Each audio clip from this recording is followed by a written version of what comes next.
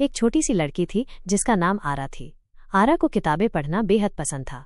एक दिन वो अपनी दादी की पुरानी किताबें खोज रही थी तो उसे एक खास किताब मिली। किताब का कवर थोड़ा फटा हुआ था और इसके पन्ने पीले पड़ गए थे। जब आरा ने किताब खोली तो उसे एक अजीब सा नक्शा दिखाई दिया। नक्शे में एक दरवाज़ा बना हुआ था और उस दरवाजे के ऊपर लिखा था अंदर की दुनिया। आरा ने सोचा कि ये नक्शा शायद किसी काल्पनिक कहानी का है। उसने नक्शे को ध्यान से देखा और फिर अचानक वो नक्शे में खींची गई दरवाजे की ओर बढ़ गई। जैसे ही उसने दरवाजे को छुआ वो एक चमकदार रोशनी में घिर गई और अगले ही पल वो खुद को एक अजीब सी दुनिया में पाया। ये दुनिया बहुत ही खूबसूरत थी। पेड़ों की पत्तियां चमकती हुई थीं, फूलों की खुशबू हवा में फैली हुई थी और नदियों का पानी नीला साफ था। लेकिन सबसे अजीब बात तो ये थी कि इस दुनिया में सब कुछ बहुत छोटा था। फूलों की पंखुड़ियां इतनी छोटी थीं कि वो आरा के नाखून जितनी थीं। आरा ने आगे बढ़कर देखा तो उसे कई छोटे छोटे जीव दिखाई दिए। ये जीव बहुत ही प्यारे थे और वो आरा से बिल्कुल नहीं डर रहे थे। उन्होंने आरा से बातें की और उसे अपनी दुनिया के बारे में बताया। आरा को ये दुनिया बहुत पसंद आई। उसने यहाँ कई दिन बिताए। उसने छोटे जीवों के साथ खेला, उनके साथ खाना खाया और उनके साथ गाना गाया। कुछ दिन बाद आरा को घर लौटना पड़ा। उसने छोटे जीवों को अलविदा कहा और फिर से उस चमकदार दरवाजे से होकर अपनी दुनिया में वापस आ गई। जब आरा अपनी दुनिया में वापस आई तो वो किताब को लेकर अपनी दादी के पास गई। उसने दादी को पूरी कहानी सुनाई। दादी ने आरा को गले लगाया और कहा, ये किताब तुम्हारी कल्पना शक्ति को बढ़ाती है, कभी भी अपनी कल्पनाओं को मत रोकना। वापस आई तो उसने छोटे जीवों के साथ बिताए पलों को कभी नहीं भूला। उसने अपनी दादी को एक खूबसूरत डायरी दी और उसमें अंदर की दुनिया के बारे में सब कुछ लिखना शुरू कर दिया। आरा की डायरी पढ़कर दादी बहुत खुश हुई। उन्होंने आरा को एक खास उपहार दिया, एक जादुई पेंसिल। दादी ने कहा, इस पेंसिल से तुम जो कुछ भी लिखोगे वो सच हो जाएगा।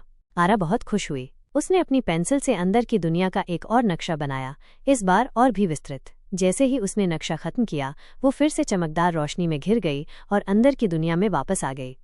इस बार अंदर की दुनिया पहले से और भी खूबसूरत थी। पेड़ों पर नए फल लगे हुए थे, फूलों के रंग और भी चमकीले थे और नदियों में सुनहरी मछलियां तैर रही थीं।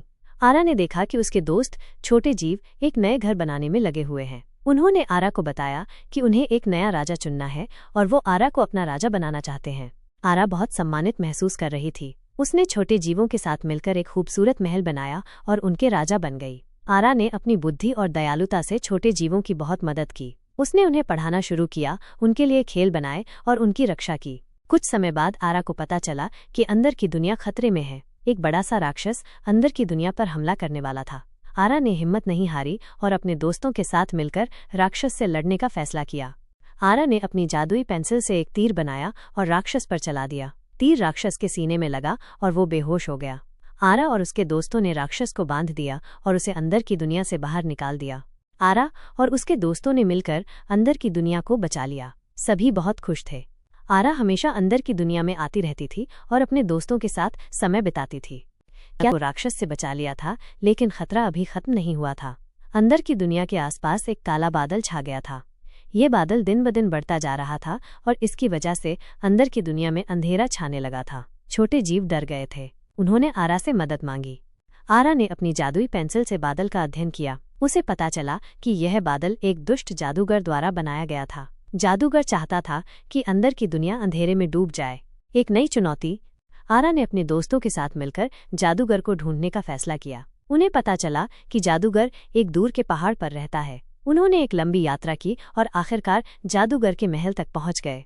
जादूगर बहुत शक्तिशाली था। उसने आरा और उसके दोस्तों पर जादुई हमले किए, लेकिन आरा ने हिम्मत नहीं हारी। उसने अपनी जादुई पेंसिल से जादूगर के जादू को बेअसर कर दिया। एक लंबी लड़ाई के बाद आरा ने जादूगर को हरा दिया। अंदर की दुनिया की रक्षा।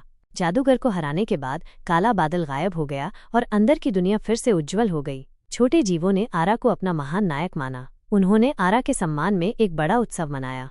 आरा ने अंदर की दुनिया में बहुत समय बिताया। उसने छोटे जीवों के साथ खेला, पढ़ाया और उनके साथ कई साहसिक कार्य किए, लेकिन उसे अपनी दुनिया भी याद आती थी।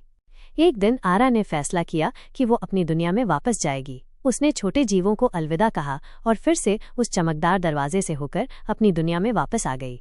एक नई शुरुआत। आरा अपनी दुनिया में वापस आकर बहुत खुश थी। उसने अपनी दादी को अंदर की दुनिया में हुए सभी रोमांचों के बारे में बताया। दादी ने आरा को गले लगाया और कहा, तुम बहुत बहादुर हो। आरा ने अंदर की दुनिया में जो कुछ सीखा था उसे अपनी दुनिया में लागू करना शुरू कर दिया। उसने अपने दोस्तों और परिवार के साथ दयालुता और साहस का